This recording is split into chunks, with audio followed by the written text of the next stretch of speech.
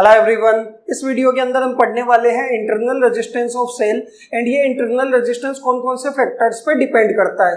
ठीक है, तो देखो इंटरनल रेजिस्टेंस होता क्या है कि किसी भी क्लोज सर्किट के अंदर जब सेल कनेक्टेड होता है तो सेल अपना खुद का रेजिस्टेंस भी उसके अंदर ऑफर करता है, जिसको हम बोलते हैं इंटरनल रेजिस्टेंस। कि आप सिंपल बोल सकते हो कि resistance offered by the cell in the close circuit are known as internal resistance. But actual में ये इंटरनल रेजिस्टेंस आता कैसे है कि आपने देखा होगा सेल के अंदर दो इलेक्ट्रोड होते हैं, ठीक है, और इन दोनों इलेक्ट्रोड के बीच में करंट फ्लो कराने के लिए इलेक्ट्रोलाइट एक रेजिस्टेंस ऑफर करता है कि इलेक्ट्रोलाइट उसके अंदर सॉल्यूशन होता है जो खुद रेजिस्टेंस ऑफर करेगा इलेक्ट्रोड्स के बीच में करंट फ्लो कराने के लिए। वही आपका क्या होता है, इंटरनल रेजिस्टेंस होता है।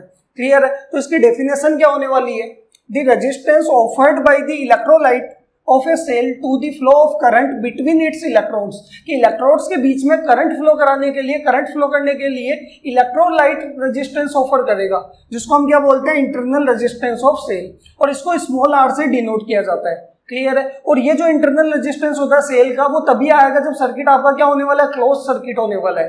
क्लियर है? कि आपके पास ये सर्किट है तो ये तो रेजिस्टेंस आपका क्या एक्सटर्नल है, और आपके पास ये सेल कनेक्टेड है और कैसा है, क्लोज सर्किट है।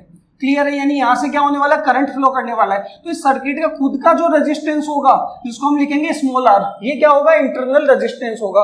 और ये हमेशा इस सर्किट के अंदर कैसा कनेक्ट होने वाला है, सीरीज में कनेक्ट होने वाला है। यानी आप बोल सकते हो कि एक्सटर्नल रेजिस्टेंस में हमेशा क्या होगा, डायरेक्टली एड होने वाला है, क्योंकि सीरीज में रेजिस्टेंस क्या होते हैं, डायरेक्टली एड होते हैं। तो एक्सटर्नल में इंटरनल हमेशा क्या होने वाला है, डायरेक्टली एड होने वाला है। या फिर आप बोल सकते हो कि यहाँ पे क्या होने वाला है कि यहाँ पे ना बना के आप यहाँ पे सीरीज के अंदर भी इसको बना सकते हैं कि ये स्मॉल आर। क्लियर?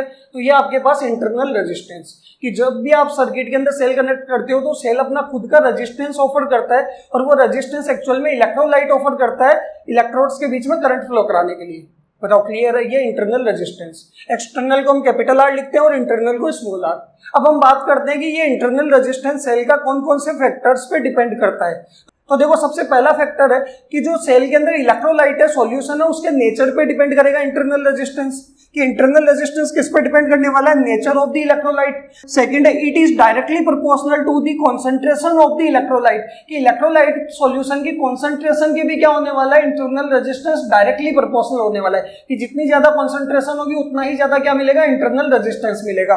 ठीक है? It is directly proportional to distance between two electrodes. कि दो इलेक्ट्रोड होते हैं और दोनों के बीच की डिस्टेंस के भी इंटरनल रेजिस्टेंस क्या होगा, डायरेक्टली प्रोपोर्शनल होगा। कि जितनी ज्यादा डिस्टेंस होगी उतना ही ज्यादा क्या होने वाला है, आपका इंटरनल रेजिस्टेंस आने वाला है।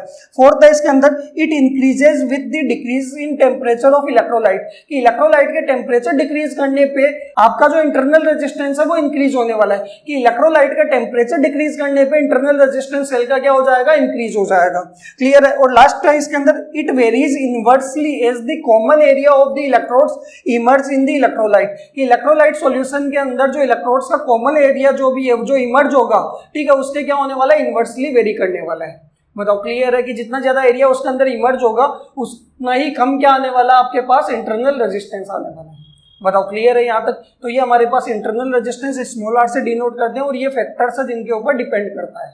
बताओ, क्लियर है यहाँ तक?